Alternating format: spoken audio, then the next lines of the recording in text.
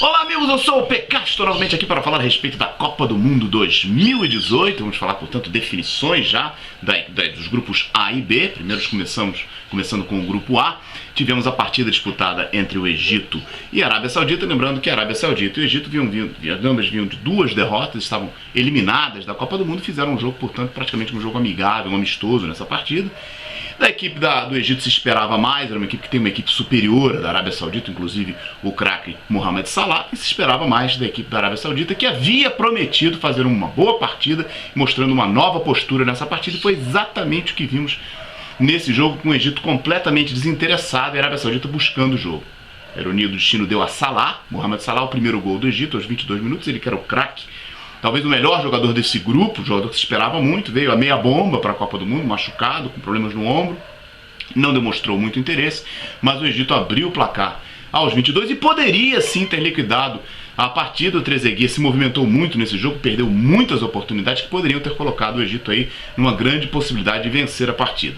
A Arábia Saudita, nos últimos 15 minutos, partiu para frente, teve 2 pênaltis, e bem verdade que na primeira tentativa, o jogador Al-Mulawad perdeu o pênalti, bateu até muito bem, muito forte, uma defesa espetacular desse goleiro de 45 anos do Egito, o Al-Hadari, que é o jogador mais velho a disputar uma Copa do Mundo, fez uma defesa extraordinária, também o jogador mais velho a defender um pênalti, né, em uma Copa do Mundo, e assim parecia que o Egito conseguiria a vitória parcial, quando tivemos mais um pênalti. Aliás, essa Copa do Mundo tem sido caracterizada pelo excessivo número de gols de pênalti e também pelo excessivo número de gols no último minuto do jogo. Sempre esperamos aí um último gol até na prorrogação, e foi o que aconteceu dessa vez, e o Al-Farajah deu ali um empate à equipe da Arábia Saudita no primeiro tempo. As equipes voltaram para o segundo tempo, novamente com a mesma postura, com a equipe da Arábia Saudita buscando o jogo com muito mais intensidade, menos técnica, menos habilidade nos seus jogadores, mas muito mais vontade,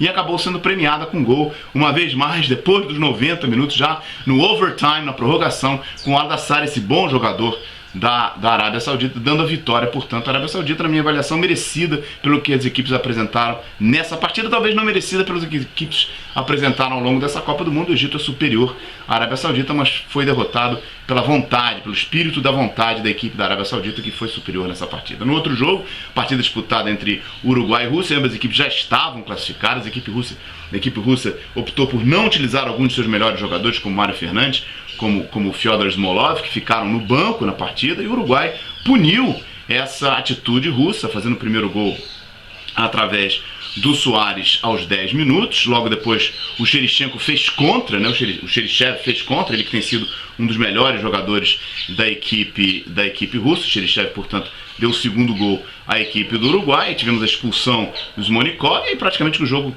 né, definido com a vitória do Uruguai. Segundo tempo, as equipes voltaram, e o Cavani, para manter a tradição em gols depois dos 90 minutos, faria o terceiro gol, que daria essa ampla vitória ao Uruguai contra a Rússia, que causou, digamos, um dano na performance russa, que havia sido perfeita até então, com 2 excelentes vitórias. Agora o Uruguai, como havíamos previsto, termina em primeiro lugar do grupo, havíamos previsto antes da Copa do Mundo. O Uruguai possui o time mais forte, e a Rússia ficou aí na segunda posição, portanto escapando aí de um fiasco que era esperado antes da Copa do Mundo acontecer. Pelo grupo B, tivemos jogos excelentes, também como havíamos previsto, um equilíbrio muito grande de grupos. Portugal fez uma partidaça contra o Irã realmente surpreendeu, fazendo uma equipe muito competitiva, uma equipe que acabou jogando muito bem, e o jogo começou ali com o Quaresma fazendo um gol também na prorrogação, ele que havia substituído o Gonçalo, como havíamos sugerido.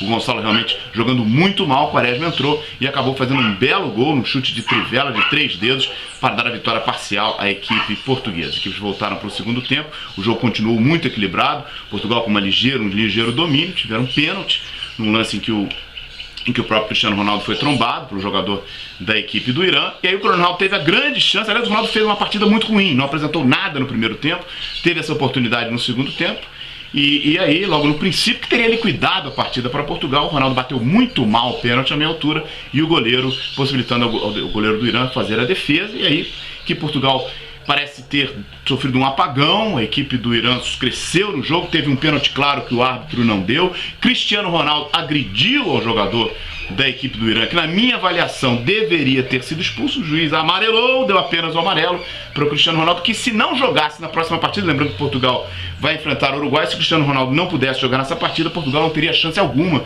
de vencer a Celeste Olímpica. Aí no finalzinho, como manda a tradição dessa Copa do Mundo, o Ansarifado fez de pênalti aos 93 minutos, finalmente o juiz parece deu esse pênalti, pediram o VAR, aí o juiz foi obrigado a dar o pênalti, o Ansarifado bateu e marcou, dando empate, e aos 97 minutos o Taremi de frente para o goleiro português acabou perdendo, que daria vitória ao Irã, que daria classificação à equipe do Irã, em vista que esse grupo realmente muito equilibrado, com Marrocos, Portugal e Irã, e a própria Espanha apresentando um futebol muito semelhante, mas aí com a vitória, Portugal conseguiu com o empate, o Taremi perdeu a oportunidade, e com isso a partida terminou empatada, e com isso Portugal obteve a classificação. No outro jogo, Espanha e Marrocos fizeram também um jogo muito equilibrado. A Espanha realmente tem tido performances decepcionantes. Eu esperava muito mais da equipe espanhola. O primeiro gol, inclusive, marcado pelo Boutaïb numa falha do Iniesta, que atrasou mal a bola, e aí pro Ramos, e aí a equipe de Marrocos conseguiu o gol. Essa boa equipe de Marrocos, que possui bons jogadores, que todos jogam na Europa, são 17 jogadores no total que jogam fora, e aí com 1-0 o Iniesta mostrou que realmente é um excelente jogador, criando a jogada excelente na hora do empate. 3 minutos depois, o primeiro gol foi aos 14, 5 minutos depois a Espanha já conseguiu o empate. O Iniesta fez uma brilhante jogada, dando o Isco, esse outro excelente jogador da Espanha, o empate. As equipes voltaram para o segundo tempo, a Espanha sempre movimentando muito a bola, sempre com amplo domínio de jogo, mas conseguindo concluir muito pouco. Aliás, essa tem sido a característica dessa equipe espanhola, que cria muito e acaba não realizando jogadas que poderiam definir a partida. Define pouco, toca muito a bola, uma equipe muito armandinha da Espanha, que por isso acabou por pouco não se classifica, acabou conquistando a vaga. Aos 81 minutos, punida por esse excesso de toque de bola, o Nessi consegue o gol, o Nessari consegue o gol para a equipe de Marrocos, parecia conseguir a vitória, e aí no finzinho, no apagar das luzes, como sempre tem sido nesse Mundial, o Aspas, num belíssimo gol de calcanhar, deu o empate à Espanha, que classificou, portanto, a Fúria para a segunda fase da Copa do Mundo. Lembrando que a Fúria vai enfrentar a Rússia, e Portugal e Uruguai farão, portanto, outro jogo já nas oitavas de final. Hoje temos 4 jogos. Primeiro, o Peru, já eliminado, enfrenta uma Austrália também praticamente eliminada. O Peru apresentou bom jogo, parece ter tido azar, e também a equipe da Austrália um bom futebol, e segue aí vivo nessa Copa do Mundo com pontos, mas precisa derrotar hoje o Peru, e por um largo soma de gols para poder se continuar nessa Copa do Mundo. Será um duelo entre o Cuevas, o bom jogador Cuevas, contra o Aaron Moy, que tem feito uma Copa excelente. Qualquer coisa pode acontecer nessa partida de hoje. França e Dinamarca farão outro jogo.